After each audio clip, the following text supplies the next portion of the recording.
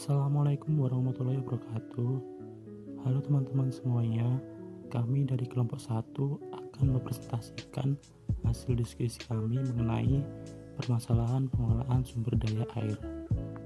Pertama-tama perkenalkan terlebih dahulu anggota dari kelompok 1, yaitu Dedi Iskandari Gautama, kemudian Ratna Maidina, Sally Dwi Savitri, Sherly Ika Maulidia, dan Anggun Rahma Fitriana. Adapun peta konsep yang akan kami paparkan pada presentasi kali ini meliputi yang pertama, kebutuhan air bersih, kemudian permasalahan sumber daya air di Indonesia, kemudian akibat dari permasalahan sumber daya air, dan yang terakhir, solusi permasalahan sumber daya air. Kebutuhan air bersih.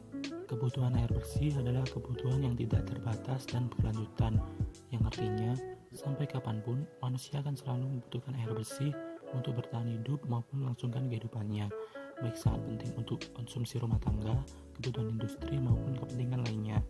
Dikarenakan pentingnya kebutuhan air bersih, maka sektor air bersih merupakan prioritas penanganan utama karena menyangkut kehidupan orang banyak. Maka dari itu, harus ada pengelolaan sumber daya air yang baik agar tidak terjadi krisis air bersih. Selanjutnya, permasalahan dari air. Permasalahan berkaitan dengan air dan sumber daya air yang timbul pada umumnya disebabkan oleh 3 faktor kondisi keberadaannya, yakni jika terlalu banyak dapat menimbulkan banjir, jika terlalu sedikit dapat mengakibatkan masalah kekeringan, dan jika terlalu kotor atau tercemar mengakibatkan air tidak lagi dapat dimanfaatkan.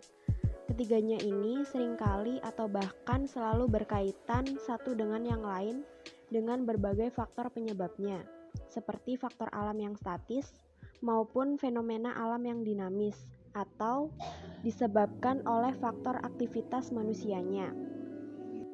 Selanjutnya, permasalahan terkait air.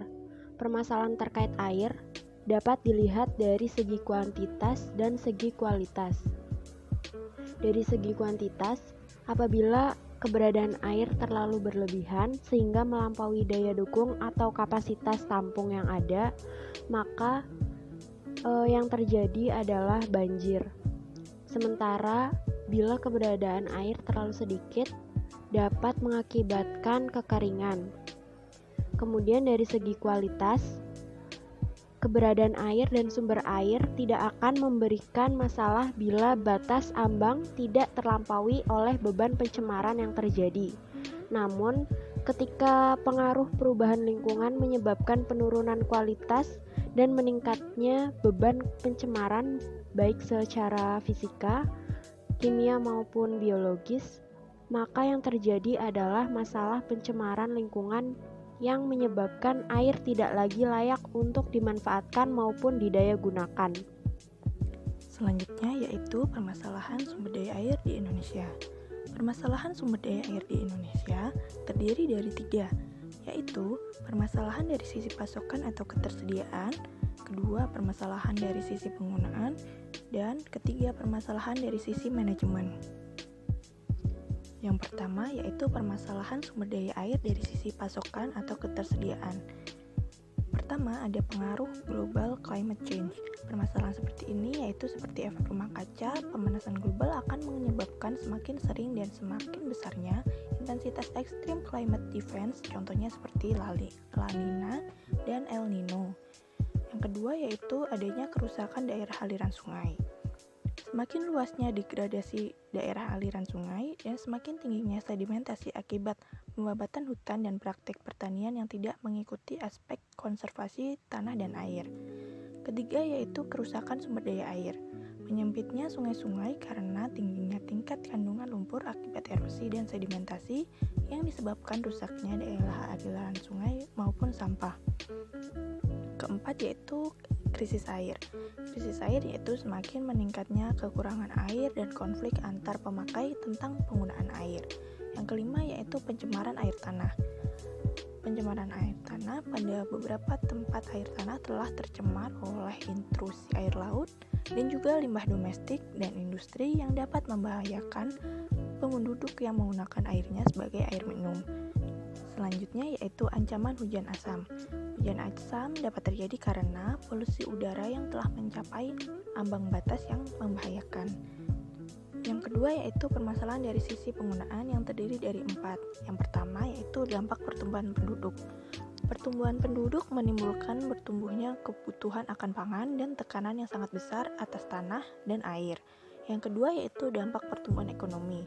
Pertumbuhan ekonomi yang dimanifestasikan dalam meningkatnya kegiatan industri memerlukan dukungan penyediaan air baku.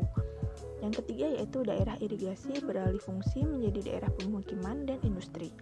Banyak daerah yang tadinya sawah irigasi yang berubah menjadi bagian daerah pemukiman dan juga kawasan industri. Yang keempat yaitu perilaku boros air, tidak peduli dan tidak ramah lingkungan. Perilaku masyarakat yang seperti ini yaitu perilaku masyarakat yang tidak memperhatikan lingkungan. Yang terakhir yaitu permasalahan dari sisi manajemen yang terdiri atas 2. Yang pertama yaitu penanganan yang terfragmentasi. Artinya yaitu dari sifat sumber daya air yang dinamis, maka penanganan sumber daya air menjadi terfragmentasi di beberapa departemen, sehingga membentuk egoisme sektoral yang menitikberatkan kepada kepentingan masing-masing. Yang kedua yaitu kelemahan koordinasi. Koordinasi pengelolaan sumber daya air di pusat maupun daerah yang cenderung masih lemah. Selanjutnya ada akibat dari permasalahan sumber daya air. Akibat adanya hubungan timbal balik dan interaksi antara manusia dan sumber daya air yang ada dalam lingkungan lainnya, maka penurunan kualitas dan kuantitas sumber daya air yang ada juga akan mengakibatkan kemerosotan dalam kehidupan manusia itu sendiri. Akumulasi interaksi berbagai kerusakan sumber air yang ada pada akhirnya akan menimbulkan bencana pada kehidupan manusia itu sendiri. Nah, berbagai peristiwa bencana alam seperti banjir, longsor, penurunan muka air tanah, amblesan, intrusi air laut yang terjadi di pelosok tanah air sebetulnya bukanlah merupakan bencana alam belaka, melainkan akibat kerusakan yang ditimbulkan manusia itu sendiri yang secara tidak langsung akan menurunkan tingkat kualitas hidup mereka. Selain itu, penurunan fungsi sarana dan prasarana bangunan yang dipergunakan untuk meningkatkan kesejahteraan masyarakat seperti berbagai bendungan yang diperuntukkan bagi peningkatan kuantitas sumber air dan pemenuhan kebutuhan listrik bagi masyarakat telah terancam oleh adanya peningkatan sedimentasi yang terjadi pada bendungan-bendungan tersebut sehingga akan mempengaruhi usia pakai dan kegunaannya. Nah, peningkatan sedimentasi terjadi akibat adanya peningkatan erosi oleh adanya kerusakan lahan dan vegetasi di bagian hulu sungai yang merupakan konservasi sumber daya air bagi daerah aliran sungai yang ada. Sementara itu, kerusakan yang ditimbulkan oleh adanya tekanan hidup yang dialami oleh para penduduk terhadap sumber daya lahan dan kawasan yang terdapat di daerah tersebut. Reaksi berantai yang kemudian terjadi adalah timbulnya bencana-bencana longsor di daerah yang telah mengalami kerusakan-kerusakan tersebut. Kemudian, untuk menangani permasalahan yang telah disebutkan sebelumnya, ada beberapa solusi yang dapat dilakukan, yaitu solusi jangka pendek, jangka menengah, dan juga jangka panjang. Nah, untuk solusi jangka pendek, program ini merupakan program yang memiliki jangka waktu berkisar 1-3 tahun, yang dirancang untuk water treatment yang direalisasikan dalam waktu dekat. Kegiatan dalam program ini antara lain, yang pertama, menggalakkan gerakan hemat air. Dengan gerakan hemat air diharapkan masyarakat dapat memiliki persediaan air ketika musim kemarau datang, sehingga tidak ada lagi krisis air. Kemudian, menggalakkan gerakan menanam pohon. Kesadaran masyarakat untuk menanam pohon yang dibiarkan tumbuh besar bisa menjadi salah satu kegiatan yang mampu mencegah terjadinya krisis air, di mana dengan banyaknya pohon yang mampu menangkap air terutama di hulu, dimungkinkan air hujan tidak akan langsung mengalir begitu saja dari hulu ke hilir dan terbuang sia-sia ke laut. tetapi bisa tertadahi dan dimanfaatkan ketika air mulai sukar didapat. Selanjutnya, konservasi lahan, pelestarian hutan dan juga daerah aliran sungai. Kemudian pembangunan tempat penampungan air hujan seperti situ, bendungan, dan waduk sehingga airnya bisa dimanfaatkan saat musim kemarau. Selanjutnya, mencegah seminimal mungkin air hujan terbuang ke laut dengan membuat sumur resapan air atau lubang resapan biopori. Juga mengurangi pencemaran air baik oleh limbah rumah tangga, industri, pertanian maupun pertambangan. Selanjutnya untuk jangka menengah. Program jangka menengah ini merupakan sebuah program yang dimungkinkan dapat terrealisasikan dalam waktu lebih dari 3 tahun. Dalam program ini, yang pertama, pengembangan proyek pipa pemompaan air tanah. Pengembangan proyek ini berguna ketika air yang tersedia di penampungan air hujan tidak dapat mencukupi kebutuhan warga ketika musim kemarau. Selanjutnya, perluasan penyaluran PDAM di daerah terpencil.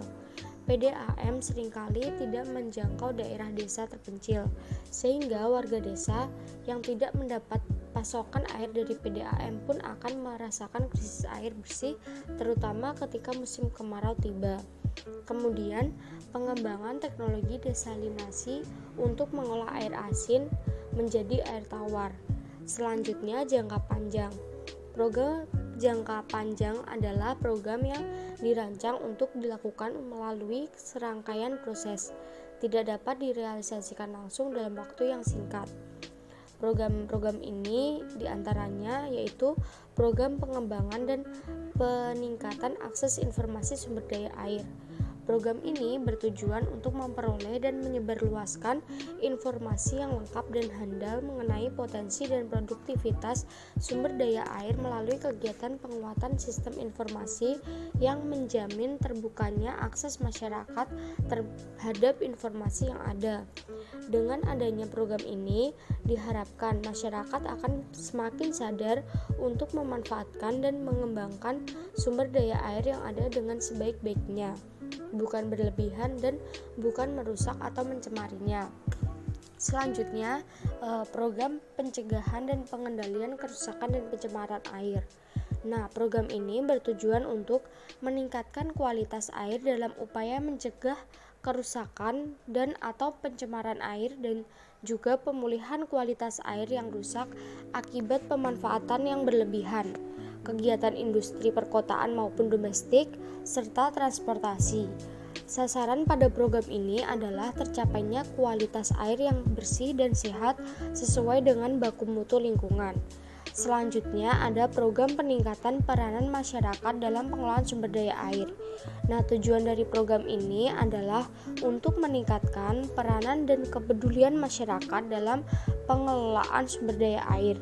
Dengan peran serta masyarakat dalam pengelolaan sumber daya air dapat mencegah terjadinya pencemaran dan kerusakan yang diakibatkan oleh air, serta mencegah terjadinya krisis air akibat penggunaan air yang berlebihan.